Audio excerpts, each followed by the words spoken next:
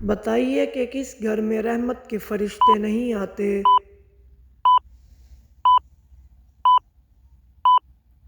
درست جواب ہے جس گھر میں کتے اور تصاویر لگی ہوں۔ کس طرح سجدہ کرنے سے انسان کافر ہو جاتا ہے؟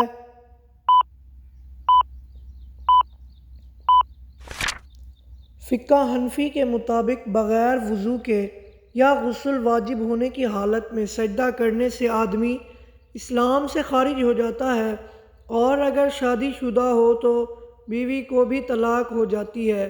تو کیا بغیر وضو اور غسل واجب کی حالت میں سجدہ کرنے سے آدمی اسلام سے خارج ہو جاتا ہے اور نکاح بھی ٹوٹ جاتا ہے؟ تو اس کی تفصیل کچھ اس طرح ہے کہ اگر کوئی شخص حالت جنابت یعنی غسل واجب ہونے کی حالت میں یا وضو کے بغیر نماز پڑھنے کو جائز اور درست سمجھتا ہے، دین یا نماز کے استحقاق کی حقارت اور اہانت کی غرض سے وضو یا غسل واجب ہونے کی صورت میں غسل کے بغیر نماز پڑھتا ہے یا سجدہ کرتا ہے، تو ایسا شخص حکم شرعی کی اہانت، استخفاف اور فرض کے انکار کی وجہ سے دائرہ اسلام سے خارج ہو جاتا ہے۔ اس پر تجدید ایمان اور شادی شدہ ہونے کی صورت میں تجدید نکاح کرنا بھی لازم ہوگا۔ لیکن اگر کوئی شخص وضو یا غسل جنابت کیے بغیر نماز پڑھنے کو جائز نہیں سمجھتا اور نہ ہی شریعت کی اہانت کی غرض سے ایسا کرتا ہے، بلکہ لاعلمی، غلطی یا سستی و کاہلی کی وجہ سے وضو یا غسل جنابت کیے بغیر نماز پڑھتا ہے، تو اس سے یہ شخص دائرہ اسلام سے خارج نہیں ہوگا۔ کن دو باتوں میں حسد کرنا جائز ہے؟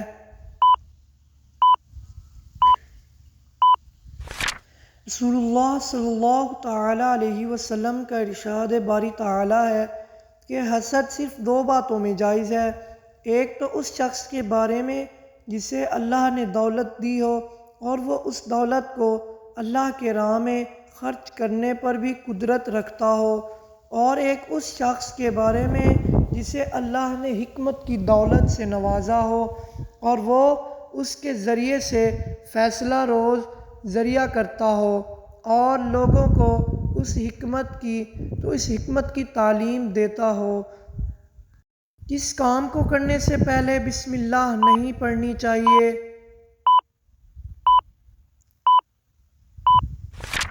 شراب پینے، زنا کرنے، چوری کرنے، جوا کھیلنے کے وقت جب حرام قطعی کرتے ہوئے جب بسم اللہ پڑھنا کفر ہے، یعنی کہ بسم اللہ پڑھنے کو حلال سمجھنا کفر ہے۔ کس رنگ کی بلی شیطان کی دوست ہوتی ہے؟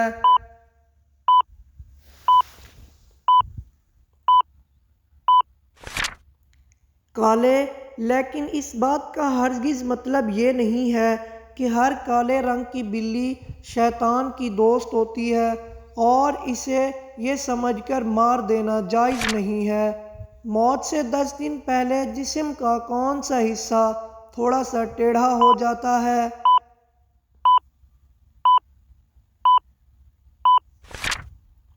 کوئی بھی نہیں۔ کچھ لوگوں کا کہنا ہے کہ موت سے چند دن پہلے انسان کی ناک تھوڑی سی ٹیڑھی ہو جاتی ہے، جبکہ ایسا کچھ بھی قرآن و حدیث یا میڈیکل سائنس سے ثابت نہیں، لہٰذا یہ سب من گھڑت اور بے بنیاد بات ہے۔ قرآن پاک کی آخری آیات کب نازل ہوئی تھی؟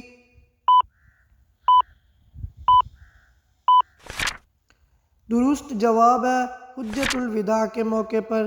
رمضان کا چاند دیکھ کر کون سی سورہ پڑھنے سے 100 سال کے گناہ معاف ہو جاتے ہیں؟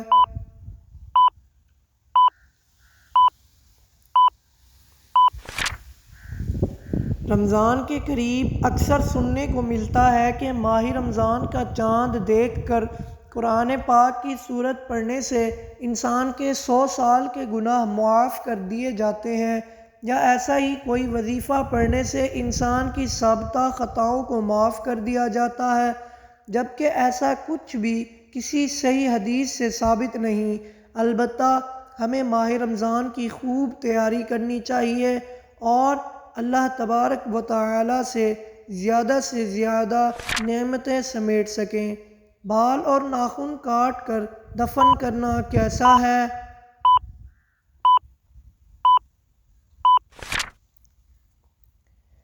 بعض اہل علم نے ذکر کیا ہے کہ بالوں اور ناخنوں کو کاٹنے کے بعد دفن کر دینا احسن اولیٰ اور بہتر ہے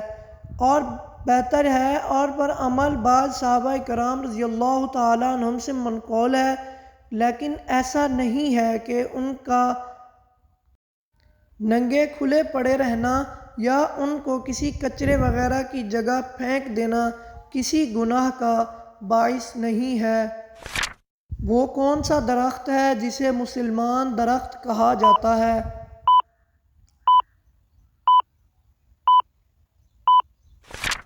درست جواب ہے کھجور کے درخت کو۔ کس انسان کے لیے دنیا قید کی مانند ہے؟ درست جواب ہے مومن کے لیے۔ حضرت عائشہ صدیقہ ہمیشہ قرض کیوں لیتی تھی؟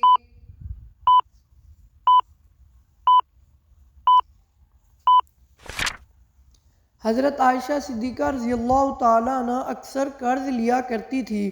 ان سے پوچھا گیا کہ آپ قرض کیوں لیتی ہیں؟ بولی کہ رسول اللہ صلی اللہ تعالیٰ علیہ وسلم نے فرمایا، جو بندہ قرض ادا کرنے کی نیت رکھتا ہے اللہ اپنی جانب سے اس کے لیے مددگار مقرر کر دیتا ہے۔ قرآن پاک کی کون سی سورہ جو اللہ تبارک و تعالیٰ سے لڑتی رہتی ہے؟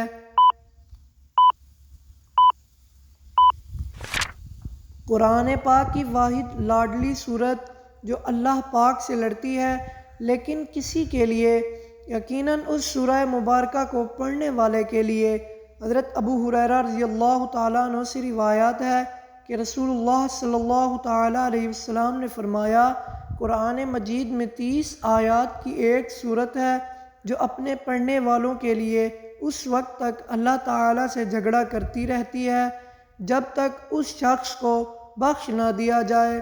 اس سورہ کا نام سورۃ الملک ہے۔ کس کا جواب دینے والا جنت میں داخل ہوگا؟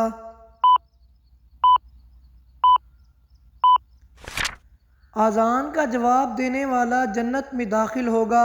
حضرت ابو ہریرہ کہتے ہیں، ہم رسول اللہ صلی اللہ تعالیٰ علیہ وسلم کے ساتھ تھے۔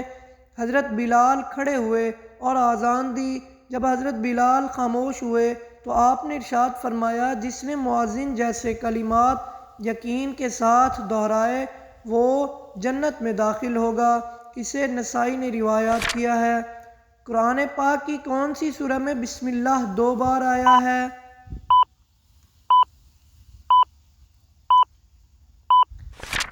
درست جواب ہے سورۃ النمل میں۔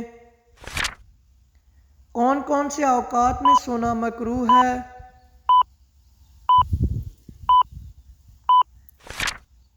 دن کے ابتدائی حصے میں سونا یا مغرب اور عشاء کے درمیان سونا مکروہ ہے۔